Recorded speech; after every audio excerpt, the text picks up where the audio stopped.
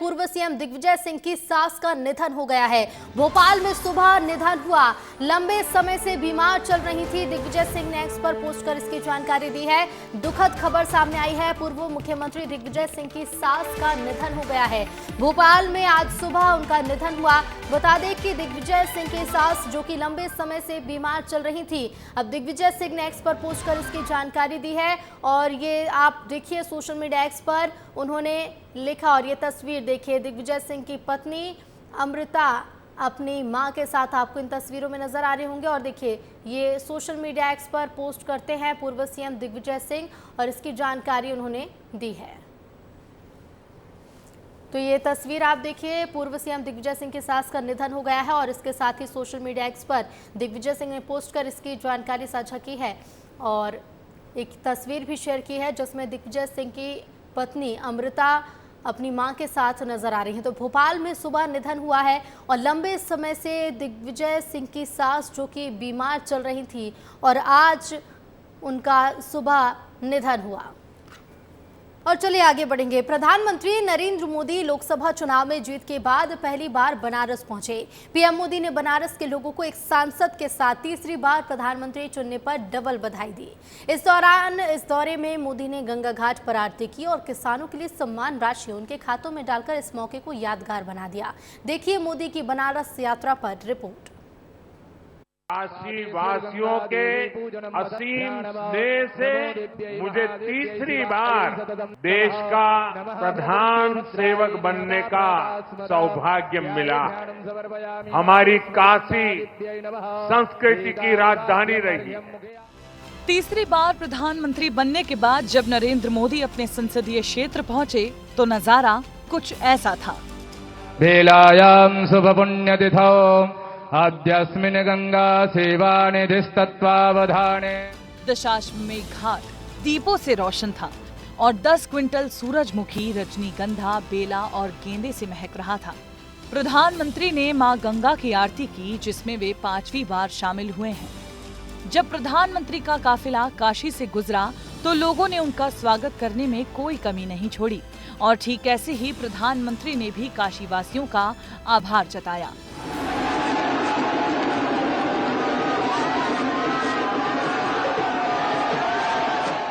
प्रधानमंत्री नरेंद्र मोदी तीसरी बार सांसद बनने के बाद वाराणसी पहुंचे तो सबसे पहले काशी वासियों को संबोधित करते हुए वोटिंग के लिए आभार जताया। कहा कि देश के लोगों ने अभूतपूर्व जनादेश दिया है।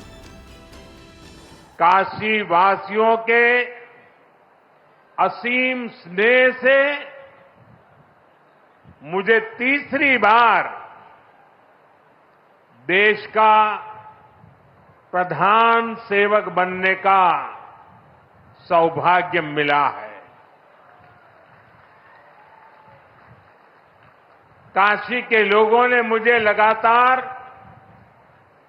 तीसरी बार अपना प्रतिनिधि चुनकर धन्य कर दिया है। आज जो खास बात रही वो जानिए।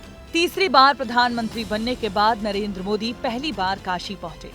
पहली ही बार उन्होंने वाराणसी से पीएम किसान सम्मान निधि की 17वीं किस्त जारी की और पहली बार केंद्रीय कृषि मंत्री बने शिवराज सिंह चौहान उनके साथ मौजूद रहे। कृषि भारतीय अर्थव्यवस्था की रीढ़ है और किसान उसकी आत्मा है और भारतीय जनता पार्टी का तो मानना है कि किसान ही भगवान है और किसानों की सेवा भगवान की पूजा है। साथियों, मोदी किसान हित को हमेशा सर्वोपरि रखता है। आपको किसान सम्मान निधि के बारे में भी बता देते हैं। पीएम किसान सम्मान निधि से करीब 9 करोड़ 26 लाख से ज्यादा किसानों को फायदा होगा। माना जा रहा है कि उन्हें करीब 20,000 करोड़ रुपए से ज्यादा का लाभ मिलेगा। अब तक पीएम किसान सम्मान निधि के तहत 11 करोड़ से ज्यादा पात्र किसान परिवारों को करीब 3 लाख करोड़ रुपए से ज्यादा का लाभ मिल चुका है। पीएम किसान सम्मान निधि क्या है, ये जान लीजिए। इसकी शुरुआत साल 2018 में हुई थी। किसानों को इस योजना के तहत 3 समान किस्तों में हर साल 6,000 रुपए मिलते हैं। इस योजना के जरिए किसानों को छोटी जरूरतों के लिए साहूकार से बचाने की कोशिश की जाती है। नरेंद्र मोदी ने तीसरी बार प्रधानमंत्री बनते ही जब अपना कार्यभार संभाला था तो उन्होंने सबसे पहले पीएम किसान सम्मान निधि से जुड़ी फाइलों पर साइन किए थे और सीधे तौर पर पुराने बिगड़े संबंधों को सुधारने की पहल की थी। तीसरे कार्यकाल में प्रधानमंत्री बनते ही उन्होंने ये इशारा कर दिया है कि इस बार किसान उनका प्राइम फोकस है। ब्यूरो रिपोर्ट, विस्तार न्यूज। और प्रधानमंत्री नरेंद्र मोदी इस बार अंतर्राष्ट्रीय योग दिवस के मौके पर श्रीनगर में योग करेंगे। योग दिवस का ये 10वां सालाना आयोजन होगा। पिछले कुछ दिनों से मोदी के ट्विटर हैंडल से आने वाले एनिमेटेड वीडियो से ही अंदाजा लग गया था कि इस बार का आयोजन खास होगा। श्रीनगर में जनता के बीच बैठकर योग कर मोदी दुनिया को भी संदेश देंगे कि धारा 370 हटने के बाद कश्मीर में अब हालात सामान्य हैं। तीसरी बार प्रधानमंत्री बनने के बाद अपने 100 दिन के एजेंडे को पूरा करने में मशगूल नरेंद्र मोदी अब श्रीनगर जाने की तैयारी में हैं। 20 जून को वो घाटी में कदम रखेंगे और 21 जून को अंतर्राष्ट्रीय योग दिवस का आगाज ही यहीं से करेंगे। योग को लेकर प्रधानमंत्री कितने सजग हैं वो सभी जानते हैं। 74 साल की उम्र में वो अपने दिन की शुरुआत योग से ही करते हैं और हर बार अंतर्राष्ट्रीय योग दिवस पर कुछ नया और रोचक करने की कोशिश करते हैं। इस साल का योग दिवस कितना खास होने वाला है इसका अंदाजा इसी बात से लगा सकते हैं कि प्रधानमंत्री मोदी के ऑफिशियल एक्स हैंडल पर उनके कई एनिमेटेड वीडियोस शेयर किए जा रहे हैं।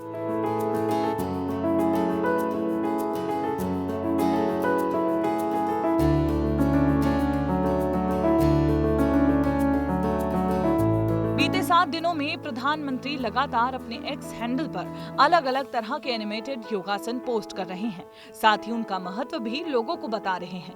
पीएम मोदी कौन कौन से आसन के बारे में बता चुके हैं, विस्तार से समझिए। वृक्षासन, जो कि शरीर के संतुलन को बेहतर बनाता है और मजबूती देता है। ताड़ासन, शरीर को ज्यादा ताकत देता है और संतुलन बनाता है।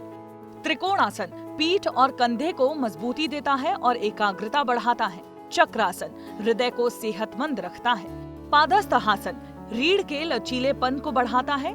महिलाओं की मासिक धर्म संबंधी समस्याओं को भी दूर करता है। भद्रासन, जोड़ों को मजबूत बनाता है और पेट की तकलीफों को दूर करता है। उष्ट्रासन, पीठ और गर्दन की मांसपेशियों को मजबूत बनाता है। देश की आबादी को योगा से जोड़ने के लिए खुद प्रधानमंत्री मोदी ने ही दुनिया भर में योग दिवस मनाने का प्रस्ताव रखा था। उन्होंने 27 सितंबर 2014 को पहली बार संयुक्त राष्ट्र महासभा में अंतर्राष्ट्रीय योग दिवस मनाने का प्रस्ताव रखा था, जिसे 11 दिसंबर 2024 को संयुक्त राष्ट्र महासभा ने स्वीकार किया था। इसके बाद से विश्व में योग को नई पहचान मिली है। सर्वे भवन्तु सुखिनः, सर्वे सन्तु निरामया। इस साल अंतर्राष्ट्रीय योग दिवस को योग महोत्सव 2024 के रूप में मनाया जाएगा। इसका विषय महिला सशक्तिकरण के लिए योग रखा गया है। माना जा रहा है कि ये कार्यक्रम श्रीनगर के शेर कश्मीर इंटरनेशनल कॉन्फ्रेंस सेंटर में होगा, जिसमें पीएम मोदी शामिल होंगे। पीएम के इस दौरे को राजनीति से जोड़कर भी देखा जा रहा है, जिसके पीछे 3 बड़ी वजहें हैं। आपको समझाते हैं। पहली बड़ी वजह, सरकार बनाने की कोशिश। जम्मू कश्मीर के पुनर्गठन के बाद से ही बीजेपी 2019 में राज्य में अपने दम पर सरकार बनाने की कोशिश में जुटी है। दूसरी वजह, जम्मू कश्मीर में बीजेपी का प्रदर्शन। इस महीने पूरे हुए लोकसभा चुनाव में बीजेपी ने राज्य की 5 में से 2 सीटों पर ही चुनाव लड़ा था। उसे दोनों सीटों पर जीत मिली है। मुस्लिम बहुल 3 सीटों पर बीजेपी ने उम्मीदवार नहीं उतारे थे। यहाँ हालात सामान्य हैं। 370 के बाद दुनिया को ये संदेश देने की कोशिश है कि कश्मीर में हालात अब बदल रहे हैं और सामान्य हो रहे हैं। जम्मू कश्मीर में पीएम के आगमन को लेकर तैयारियां तेज हैं। प्रधानमंत्री की भागीदारी के साथ कार्यक्रम काफी बड़ा होने की उम्मीद है, जो जम्मू कश्मीर में शांति और सामान्य स्थिति को बढ़ावा देने के लिए सरकार के निरंतर प्रयासों को उजागर करेगा। खबर ये भी है कि पीएम मोदी श्रीनगर से देश को कोई खास संदेश देने वाले हैं। ब्यूरो रिपोर्ट, विस्तार न्यूज। प्रियंका गांधी वाड्रा पहली बार चुनावी मैदान में होंगी और वायनाड से लोकसभा उपचुनाव लड़ने जा रही हैं। प्रियंका को वायनाड से उतारने के पीछे कांग्रेस की रणनीति उत्तर से दक्षिण तक राज्यों को साधने की है। तो वहीं प्रियंका के वायनाड से उतरने के ऐलान के साथ ही अब बयानबाजी का दौर भी शुरू हो गया है। कांग्रेस नेता राहुल गांधी ने वायनाड लोकसभा सीट छोड़ने का फैसला किया है। वो अपने रायबरेली से सांसद बने रहेंगे। पार्टी के अध्यक्ष मल्लिकार्जुन खड़गे ने इस बारे में जानकारी देते हुए बताया कि प्रियंका गांधी वायनाड सीट पर होने वाले उपचुनाव में कांग्रेस की आधिकारिक प्रत्याशी होंगी। बता दें कि राहुल गांधी ने हाल में संपन्न हुए लोकसभा चुनाव में अपनी दोनों सीट वायनाड और रायबरेली पर प्रभावशाली अंतर से जीत हासिल की थी। कांग्रेस के इस फैसले से उत्तर से दक्षिण तक कांग्रेस को मजबूती मिलने की बात कही जा रही है। तो वहीं कांग्रेस की इस ऐलान के बाद गांधी परिवार को लेकर अब सियासत एक बार फिर से गर्मा गई है। देखिए, प्रियंका गांधी कांग्रेस के अंदर सबसे ज्यादा लोकप्रिय चेहरा है। उन्हें तो कांग्रेस का अध्यक्ष बनाना चाहिए था, उन्हें कांग्रेस की कमान सौंपनी चाहिए। बाई इलेक्शन में, उपचुनाव में लोकसभा का टिकट दे करके तो प्रियंका गांधी का कद और छोटा करने की कोशिश हो रही है। पारिवारिक कंपनी है, ये तो आज सिद्ध हो गया। माताजी राज्यसभा में होंगी, बेटा जी लोकसभा की एक सीट से होंगे और प्रियंका जी को लोकसभा की दूसरी सीट से, मतलब तीनों सदस्य सदन में होंगे। ये तो परिवारवाद का एक परिचय है ही। प्रियंका गांधी पहली बार चुनावी मैदान में हैं, तो इस बार उनके पति रॉबर्ट वाड्रा ने भी खुलकर बोला है। रॉबर्ट वाड्रा के साथ साथ अन्य कांग्रेसी नेता भी बहुत खुश नजर आ रहे हैं। मैं बहुत खुश हूं कि प्रियंका वायनाड से चुनाव लड़ेंगे, मेहनत करेंगी वो वहाँ भी, और मैं उम्मीद करता हूँ कि वहाँ की जनता उनको भारी बहुमत से जिताएं। जब भी मेरे से पूछा गया कि आप सक्रिय राजनीति में कब भाग लेंगे, तो मैंने हमेशा बोला कि प्रियंका के संसद में भाग लेने पर, उनको सांसद के रूप पर देखने पर, उसके बाद मैं शामिल हो सकता हूं। राहुल गांधी ने आप सबको, पूरे देश को, पूरी पार्टी को एक वादा किया था कि जो भी डिसीजन होगा, जो निर्णय होगा, वो सबको पसंद आएगा, और वाकई वो वादा उन्होंने पूरा किया। हम सबको पसंद आया। पूरे देश में एक खुशी की एक लहर है कि बहुत अच्छा डिसीजन लिया। रायबरेली को भी 2 सांसदों का लाभ मिलेगा और वायनाड को भी 2 सांसदों का लाभ मिलेगा। मुझे लगता है इससे अच्छा कोई सॉल्यूशन नहीं हो सकता था। बहुत अच्छा। रही बात भारतीय जनता पार्टी की, तो हम उन्हें रोक थोड़े रहे हैं। आए वायनाड में, उनका कोई भी नेता, मोदी जी लड़ना चाहते हैं, उनका स्वागत है, कोई रोक थोड़े रहा है उनको। लंबे समय तक चुनावी राजनीति से दूर रही प्रियंका गांधी के लिए ये पहला चुनाव होगा। लोकसभा चुनाव लड़ने वाली गांधी परिवार की प्रियंका गांधी 10वीं सदस्य होने वाली है। लेकिन गौरतलब है कि वायनाड में सीपीआई की तरफ से भी एक उम्मीदवार खड़ा होने की बात कही जा रही है। कुल मिलाकर कहें, वायनाड सीट से उपचुनाव जीतकर अगर प्रियंका गांधी लोकसभा पहुंचती हैं, तो संसद में इस बार गांधी परिवार के तरफ से राहुल गांधी और प्रियंका गांधी को लोकसभा में सुनना दिलचस्प होगा। ब्यूरो रिपोर्ट, विस्तार न्यूज।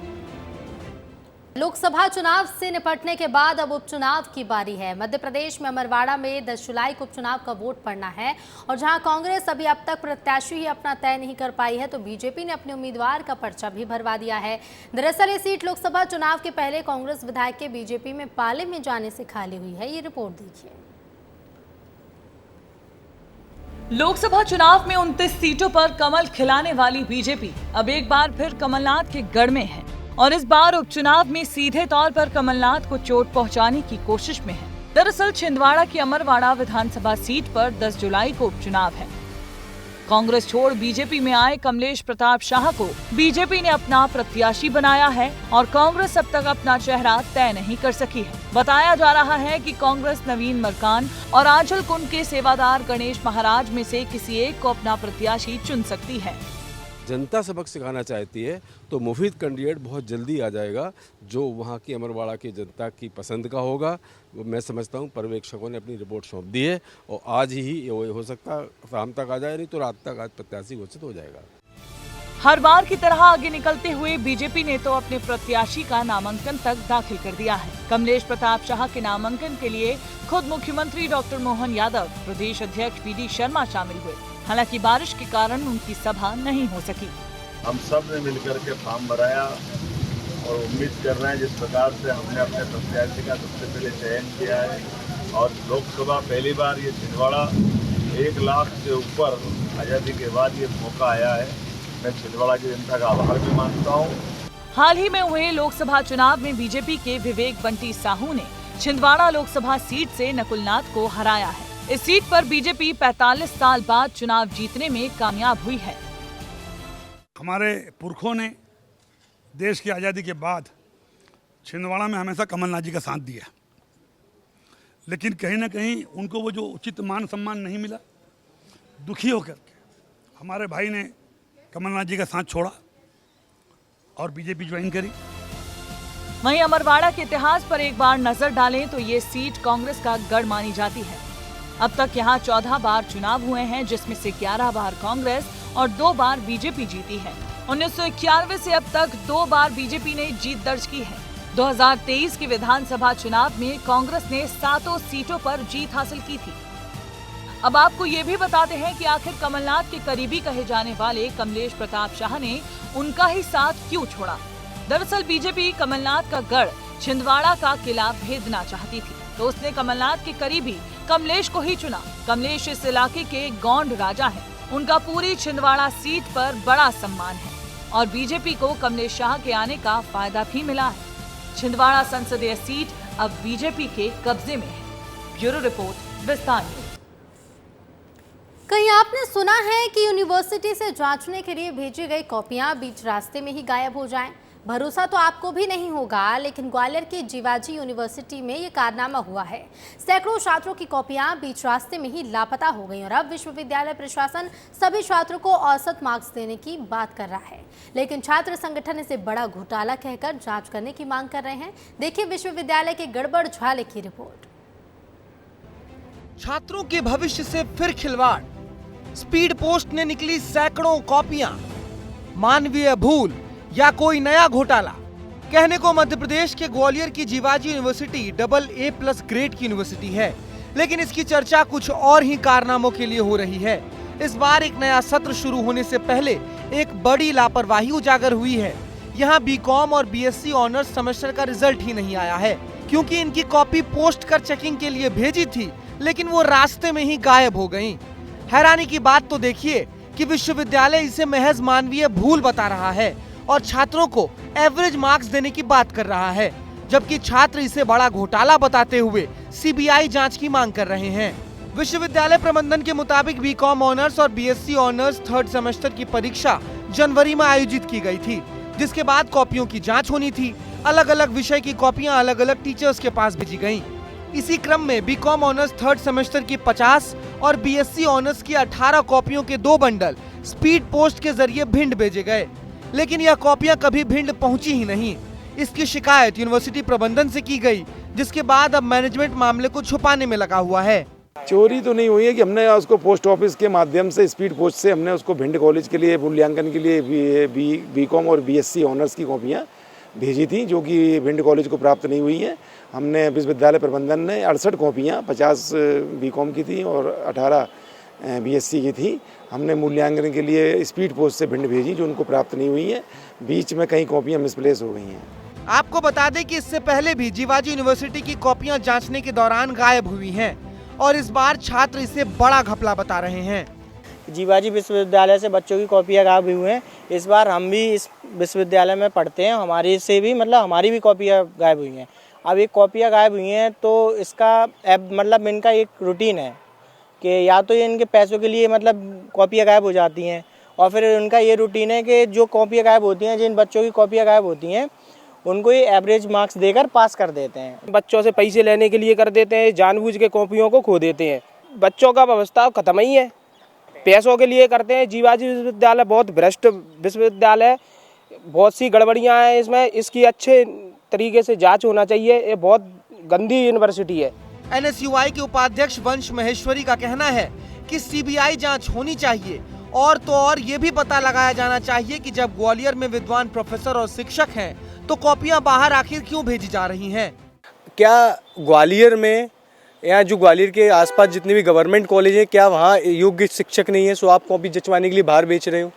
आप बाहर ठेकों पे कॉपी बेच रहे हो अपने खुद आर्थिक लाभ लेकर। जो रजिस्ट्रार या BC किसी पे मैं प्रत्यक्ष रूप से आरोप नहीं लगाऊंगा, पर कहीं ना कहीं आर्थिक लाभ लेकर बाहर ठेकों पे कॉपियां जचवाने के लिए भेजी जा रही है भारी संख्या में। जीवाजी विश्वविद्यालय के अंडर में कई लीड कॉलेज, गवर्नमेंट कॉलेज, अच्छे कॉलेजेस हैं। आप इतने योग्य शिक्षक हैं, क्या आप इन शिक्षकों को योग्य नहीं मानते? अब तक आप इन छात्रों की बात सुनकर समझ चुके होंगे कि ये पहली बार नहीं हुआ है जब यूनिवर्सिटी पर कोई गंभीर आरोप लगा हो। इससे पहले कई बार रिश्वतखोरी और लापरवाही के मामले सामने आ चुके हैं। इसके बावजूद भी जीवाजी विश्वविद्यालय प्रबंधन सुधरने का नाम नहीं ले रहा। जीवाजी विश्वविद्यालय अब इसे मानवीय भूल मान रहा है। तो सबसे बड़ा सवाल यही उठ रहा है कि ग्वालियर में अगर शिक्षक इन कॉपियों को जांचने के लिए बैठे हैं तो इन कॉपियों को बाहर क्यों भेजा जा रहा है। इससे स्पष्ट होता है कि कहीं न कहीं यहाँ पर कमीशन खोरी का खेल चल रहा है। कैमरामैन संजय चंदेल के साथ अनिल गौर, विस्तार न्यूज।